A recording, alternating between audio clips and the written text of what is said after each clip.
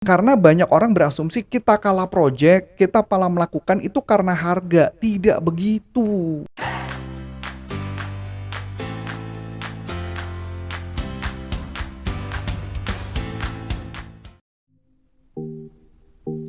Halo sahabat sales, dimanapun Anda berada, jumpa lagi dengan saya Melani dalam YouTube channel yang membahas tentang selling dan marketing bersama Coach Antonius Arif. Nah sahabat sales, dimanapun Anda berada, ingat ya, tetap prokes. Salam sehat selalu buat sahabat sales. Nah, kali ini kita mau bahas pertanyaan yang datang dari sahabat sales. Terima kasih ya untuk pertanyaan-pertanyaan yang datang dari sahabat sales ke YouTube channel kita. Ini yang membuat YouTube channel kita ini bertumbuh. Oke, pertanyaannya datang dari sahabat sales kita Adi. Nah, Adi ini rupanya masih mau masuk ke satu pasar baru. Namun Adi bertanya gimana sih menghadapi persaingan harga. Nah, sebelum kita bincang-bincang lebih jauh, yuk kita lihat yang melihat berikut ini ya. Sebelum Anda lanjut nonton video ini, silakan Anda subscribe, like, dan share kepada teman-teman Anda sehingga channel ini bisa bertumbuh. Nah, kali ini sudah ada bersama dengan kita Coach Antonius Arif. Halo Coach. Halo. Nah, Coach, tetap prokes ya buat sahabat sales ya Coach ya, Iya dimanapun dong, berada ya. harus dong. Iya. Walaupun kondisi pandemi sudah selesai pun nanti kita karena pasti kan ini udah bukan pandemi lagi, sebentar lagi endemik. Endemi, apa lagi nih? Endemik itu artinya ya ini udah dianggap kayak biasa lah, kayak flu gitu loh. Ya. Jadi sudah ada herd immunity gitu ya? Iya, udah ada herd immunity. Iya. Oke, Coach, kali ini ada pertanyaan nih datang dari sahabat sales. Wah, senang sekali ya Coach, rupanya channel kita ini bertumbuh. Jadi begitu banyak pertanyaan-pertanyaan dari sahabat sales. Ya, Terima tapi kasih ya memang buat sahabat sales ya, ya. tapi memang nggak semua pertanyaan kita jawab ya. Iya. Karena ada beberapa yang menurut Mungkin kita sudah pernah dibahas. pengulangan, Iya, sudah pernah kita bahas. Jadi mungkin kalau seperti itu tinggal sahabat sales tinggal ngulik-ngulik lagi nih video-video kita yang sebelumnya Sebenarnya ya. ada cara sih Bu, ketika masuk di YouTube, YouTube kita langsung masuk ke home aja dulu. Home-nya Antonius Arif, channelnya, itu udah kita bagi berkategori playlist. Jadi ada playlist dibagi kategori supaya teman-teman bidangnya apa tinggal dicari videonya sana udah ada penjelasannya. Nah, lebih ini Jadi ya, lebih gampang lebih nyarinya. terorganize gitu Lebih ya. terorganize. Oke, nah gini nih Coach, pertanyaan dari sahabat sales nih Ya, Adi. gimana? Rupanya Adi ini baru masuk ke satu pasar baru, market baru gitu ya. Ini bukan Adi yang biasa main bola bukan? Oke. Beda ya. Bukan Adi kita ini. Oke. Ya sama namanya ya. Jadi ada pertanyaan dari Adi, dari sahabat sales ini. Adi mau bertanya nih, gimana sih mengatasi persaingan harga? Karena rupanya Adi baru mau masuk ke pasar yang baru nih, Coach. Oke. Jadi gini, balik lagi. Kalau saya mengatakan gini ya, setiap produk itu pasti ada kompetitor. Betul nggak, Bu? Betul. Ya, setiap produk pasti ada kompetitor. Jadi kalau produk nggak ada kompetitor kan nggak asik ya, Bu ya. Nah, jadi pengalaman kita kalau setiap bisnis ada kompetitornya, tidak melulu jawabannya adalah harga sih sebenarnya, Bu Ana. Karena banyak orang berasumsi kita kalah project, kita malah melakukan itu karena harga. Tidak begitu ceritanya. Saya kasih contoh, tapi Coach mohon maaf, produk saya barang distribusi sama.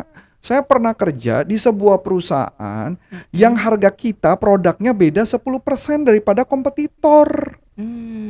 Kenapa? Karena mereka nggak pakai pajak, kita pakai pajak. Ya, berarti lebih mahal ya? Lebih mahal dong, ya dong. Iya. Pertanyaannya, produknya sama nggak? Sama. Prinsipalnya cuma membedakan kodenya saja.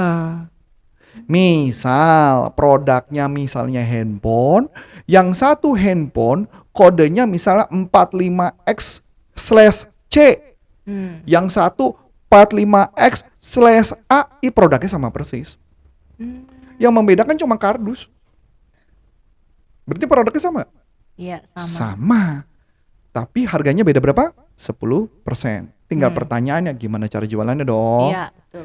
Maka apa yang kita lakukan ketika dulu cara jualan adalah kami mendekati kepada perusahaan-perusahaan atau toko-toko yang membutuhkan pajak. Saat dulu, kalau sekarang saya nggak tahu apakah masih ada pajak apa enggak ya. Apa malah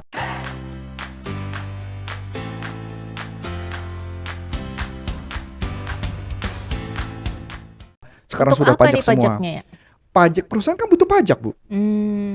Perusahaan kan butuh pajak, ada pajak Mm-mm. masukan, ada pajak keluaran dong. Mm-mm. Kan punya toko, masa nggak ada pajak, nggak bayar Mm-mm. pajak? Nah, Mm-mm. berarti dengan membuat itu perusahaan, jadi kita ngebantu perusahaan untuk dia membayar pajak dan dia bisa melaporkan pajak dengan dokumen dari perusahaan kami. Ya, ya, ya, Masuk ya, akal?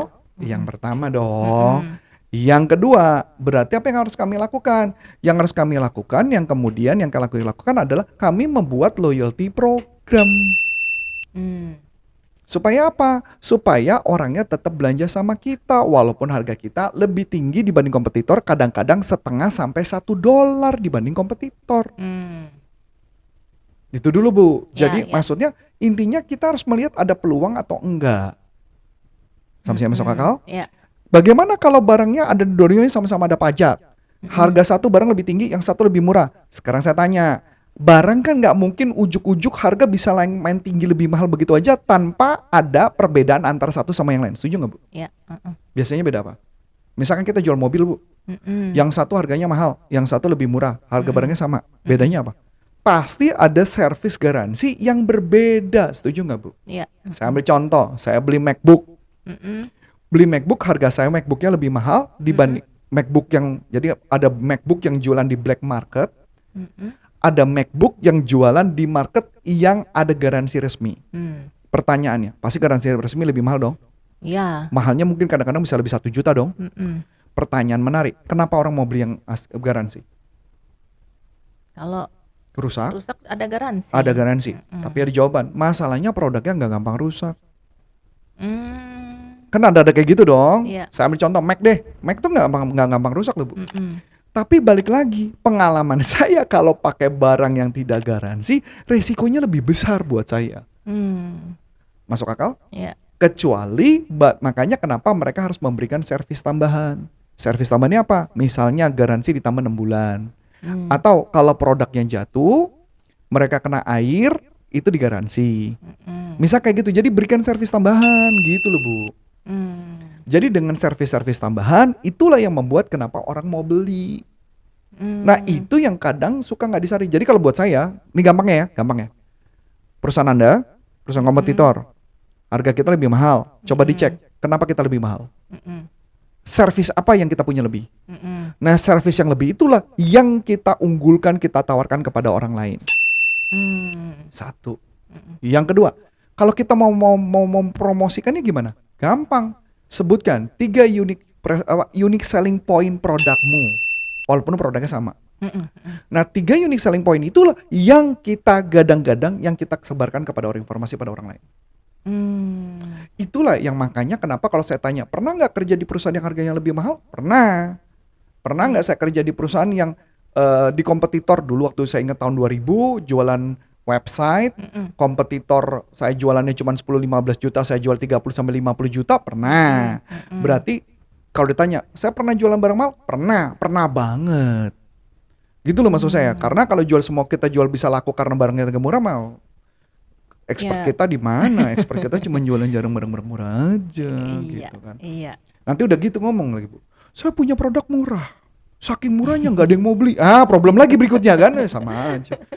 Murah nggak ada yang beli, mahal juga Nggak ada yang beli. Itu cuma alasan sales aja Bu kadang-kadang. Iya. Jadi sales itu yang paling penting adalah harus tahu dulu barang mahal kenapa, murah itu kenapa itu bisa murah, itu yang kita jual. Target marketnya tentukan dulu, jangan sembarangan target market. Itu aja sih Bu. Ya. Nah berarti semoga terjawab ya pertanyaan dari sahabat sales Adi ini.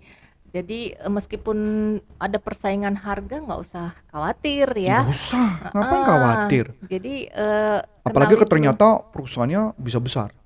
Iya. Wah, kalau perusahaannya bisa besar, ada persaingan harga, kenapa perusahaan bisa survive? Berarti ada yang something wrong dong sama kita kan gitu loh. Iya betul ya, betul sekali. Nah berarti ya seperti yang dibicarakan oleh Coach Arif tadi, kenali dulu produknya, terus baru kita bisa tahu gitu ya kelebihan produk kita di mana, kenapa harganya lebih mahal. Sekalian sama tadi ya Coach ya, ada servis atau kita bisa berikan garansi atau apa gitu ya, betul. sebagai nilai tambah gitu dari produk kita gitu ya.